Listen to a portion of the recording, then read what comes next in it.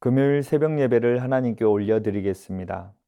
오늘 하나님께서 저에게 주신 말씀은 사무엘상 20장 35절에서 42절까지 말씀입니다. 아침에 요나단이 작은 아이를 데리고 다윗과 정한 시간에 들로 나가서 아이에게 이르되 달려가서 내가 쏘는 화살을 찾으라 하고 아이가 달려갈 때에 요나단이 화살을 그의 위로 지나치게 쏘니라. 아이가 요나단이 쏜 화살 있는 곳에 이를 즈음에 요나단이 아이 뒤에서 외쳐 이르되 화살이 내 앞쪽에 있지 아니하냐 하고 요나단이 아이 뒤에서 또 외치되 지체 말고 빨리 다름질하라 하매 요나단의 아이가 화살을 주워 가지고 주인에게로 돌아왔으나 그 아이는 아무것도 알지 못하고 요나단과 다윗만 그 일을 알았더라. 요나단이 그의 무기를 아이에게 주며 이르되 이것을 가지고 성읍으로 가라 하니 아이가 가매 다윗이 곧 바위 남쪽에서 일어나서 땅에 엎드려 3번 절한 후에 서로 입맞추고 같이 울되 다윗이 더욱 심하더니 요나단이 다윗에게 이르되 평안히 가라. 우리 두 사람이 여호와의 이름으로 맹세하여 이르기를 여호와께서 영원히 나와 너 사이에 계시고 내 자손과 내 자손 사이에 계시리라 하였느니라 하니 다윗은 일어나 떠나고 요나단은 성읍으로 들어가니라. 아멘. 요나단은 다윗을 사랑할 수 없는 사람입니다. 사울 이후 왕위는 원래 요나단 것이기 때문입니다. 그는 단순히 사울의 아들이기 때문에 왕위에 오를 수 있었던 사람이 아니라 왕이 될 자질과 실력을 갖춘 사람입니다. 또한 요나단은 용맹스러운 사람이었습니다. 홀로 또 자신의 무기를 드는 소년 하나만 데리고 블레셋 적진을 뒤집어 놓았던 사람입니다. 블레셋의 간담을 서늘케 했던 소년 용사였고 용맹함도 다윗과 견주어도 결코 뒤떨어지지 않는 사람이었습니다.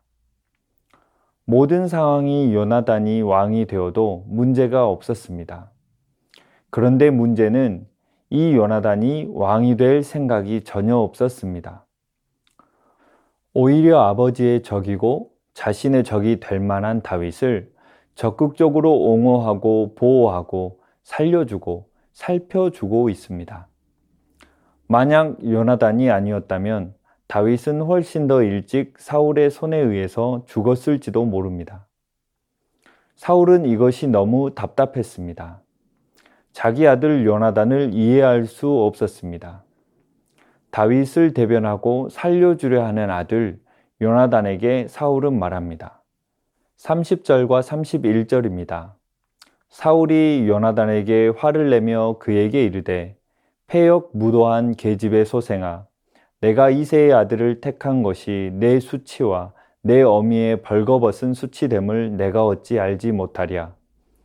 이새의 아들이 땅에 사는 동안은 너와 내 나라가 든든히 서지 못하리라.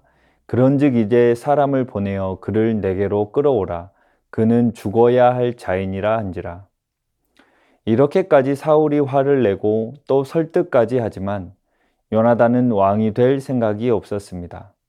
그리고 다윗만을 너무나도 사랑합니다. 요나단은 효심을 상징하는 인물입니다. 아버지 말을 거역한 적이 없습니다. 요나단은 아버지의 통치 초기부터 아버지와 함께 전장에서 싸웠습니다.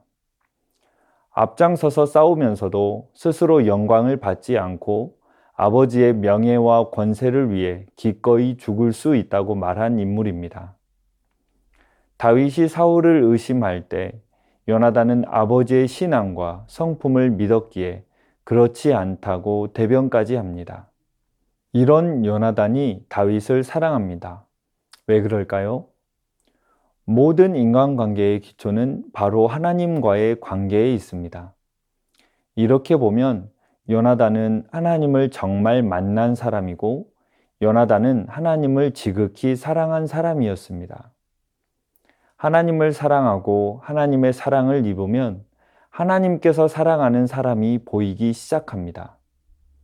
우리가 하나님과의 수직적인 관계가 잘 되어 있으면 내가 하나님을 깊이 사랑하고 하나님이 나를 사랑하는 것이 확실한 수직적 관계가 되어 있으면 우리 주변에 정말 좋은 사람들이 눈에 보이고 마음이 열리게 되어 있습니다. 하나님과의 관계가 막혀 있으면, 내가 하나님을 사랑하는 마음에 문제가 생겨 있으면 사람을 다른 잣대로 판단하게 됩니다. 세상 사람들이 그러한 것처럼 물질이 얼마나 있느냐, 얼마나 배웠느냐, 나에게 소득이 되고 유익이 되느냐, 때에 따라서 사람을 판단하게 됩니다. 이런 의미에서 본다면 요나단은 하나님을 깊이 사랑하고 하나님의 사랑을 깊이 받은 사람입니다.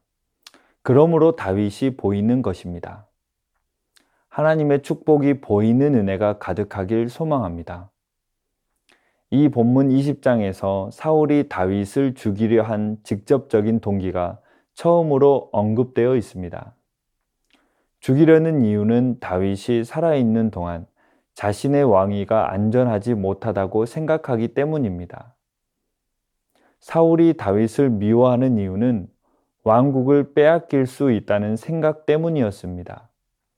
사울은 다윗이 살아있는 한 요나단과 그의 왕국이 든든히 서지 못할 것을 알기에 다윗은 반드시 죽어야 할 자가 되었습니다. 요나단은 아버지가 다윗을 제거하려는 마음이 확고한지를 확인하게 됩니다. 사울이 베푼 잔치에 참여하지 않은 다윗을 향해 분노하고 죽이려 하였을 뿐 아니라 이를 만류하고 다윗을 두둔하는 자기 자식에게까지 폐역무도한 계집의 소생이라고 비난하고 단창을 던져 죽이려 한 것을 보고 요나단은 현실을 직시합니다. 아버지 사울이 다윗을 죽이려 하는 마음이 확고함을 알게 되었습니다. 그래서 이제는 다윗을 떠나 보내야 함을 확신하게 됩니다. 요나단이 정확히 알고 있는 부분이 있습니다. 그것은 바로 멸망당해야 하는 공간은 아버지 사울의 공간임을 확실히 알고 있었습니다. 그리고 진정 살 수 있는 공간은 다윗과 함께하는 공간임을 확신하고 있습니다. 즉 다윗이 가는 곳에 생명이 있음을 알고 있었습니다. 그 이유는 바로 하나님께서 다윗과 함께 계시기 때문입니다. 하나님이 없는 곳은 생명도 없습니다. 우리는 요나단이 다윗을 사랑하는 부분에 있어서 인간적인 감정에서만 나왔다고 여겨서는 안 됩니다. 왜냐하면 요나단은 인간적인 본성보다 더 중요한 것이 있음을 알고 있었습니다. 즉 다윗을 만나고부터 생명은 따로 있음을 알게 된 것입니다. 하나님께서 개입해서 주시는 생명만이 생명이고 나머지는 저주와 멸망임을 알았습니다. 쉽게 말해서 하나님의 기준을 다윗을 통해서 접하게 된 것입니다. 오늘 본문에는 세 사람이 등장합니다. 요나단과 다윗과 또 한 사람은 아무것도 모르는 아이입니다. 사람은 마치 이 아이와 같습니다. 그저 코앞밖에 모릅니다. 우리 머리 위에 화살이 날아다녀도 그 의미를 모르고 자신이 몰두하고 있는 일만 보고 살아갑니다. 하지만 요나단은 달랐습니다. 요나단은 화살을 정해진 거리 이상으로 일부러 멀리 쏘았습니다. 아무것도 모르는 아이는 예상한 지점에서 화살을 찾지를 못합니다. 화살은 다윗이 있는 쪽으로 더 멀리 날아갔기 때문입니다. 이것은 생명은 여기 없음을 요나단은 화살로 표현한 것입니다. 다윗과 함께 있는 것이 생명인 줄 알았지만 그 생명이 지금 자신 곁에서 떠나 보내야 함을 알았습니다. 차이 나지 않는 것은 생명이 아니고 구별되지 않는 것은 생명이 아닙니다.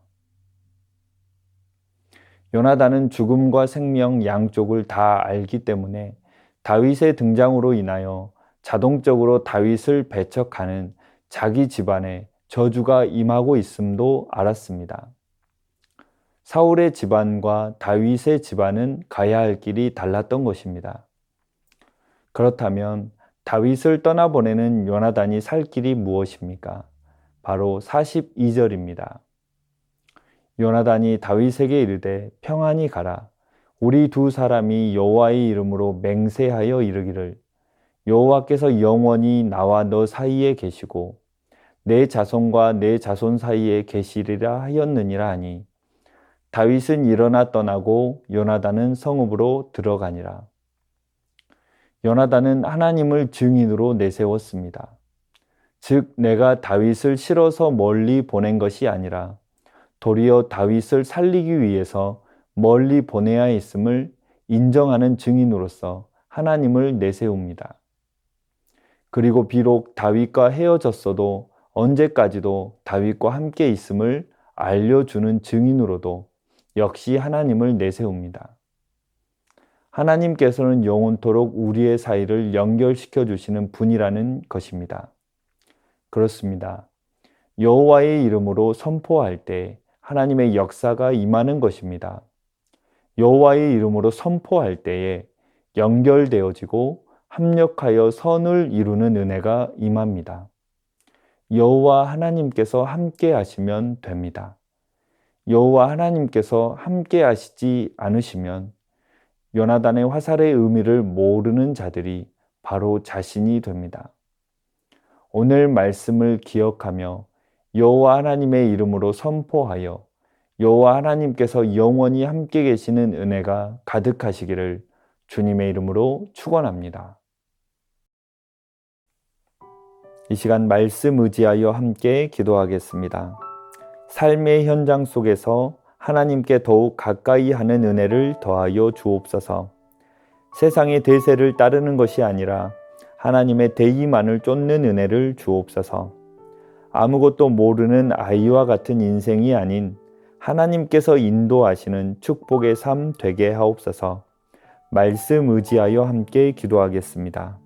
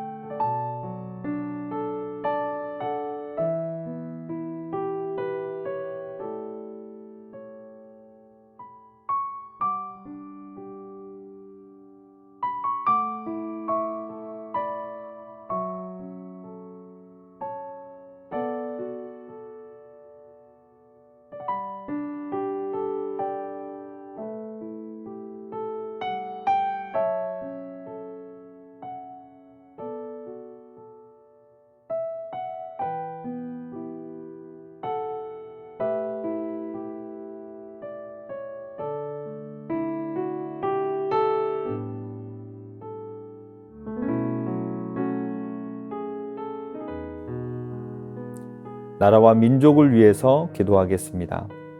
나라와 민족을 붙들어 주옵소서. 이단으로부터 보호하여 주옵소서. 독소 조항이 담긴 포괄적 차별금지법이 제정되지 않게 하옵소서.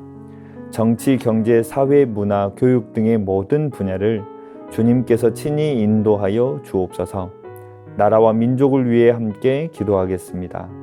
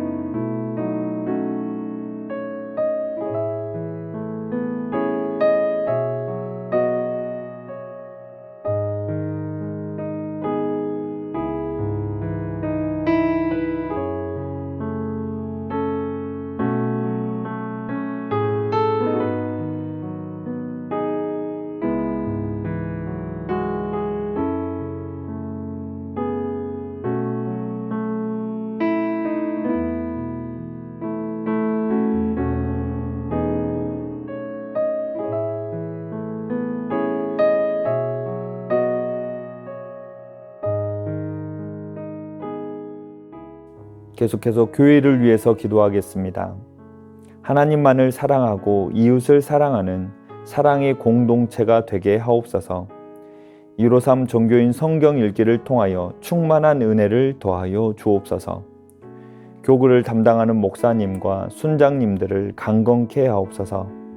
여름 사역을 준비하는 교역자와 순장님들에게 잘 준비할 수 있는 지혜와 분별력을 더하여 주옵소서. 교회를 위하여 함께 기도하겠습니다.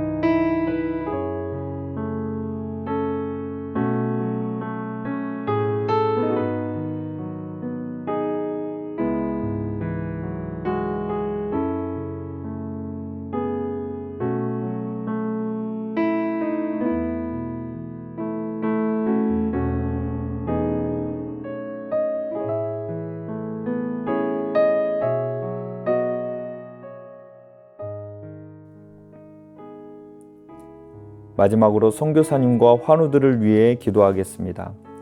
과테말라 도익찬 노행자 선교사님을 위해 기도하겠습니다. 순회 사역과 왕진을 통해 만나는 영혼들에게 믿음을 주옵소서. 구제 사역이 중단되지 않고 계속 이어지게 하옵소서. 방글라데시 박수키 선교사님을 위해 기도하겠습니다. 스리랑카 비자 진행이 원활하게 하시고 언어를 배우는 데 지혜를 주옵소서. 스리랑카가 우상 숭배에서 돌이키게 하시고 진리 대신 예수님만 높이는 나라가 되게 하옵소서. 환우들을 위해 기도하겠습니다.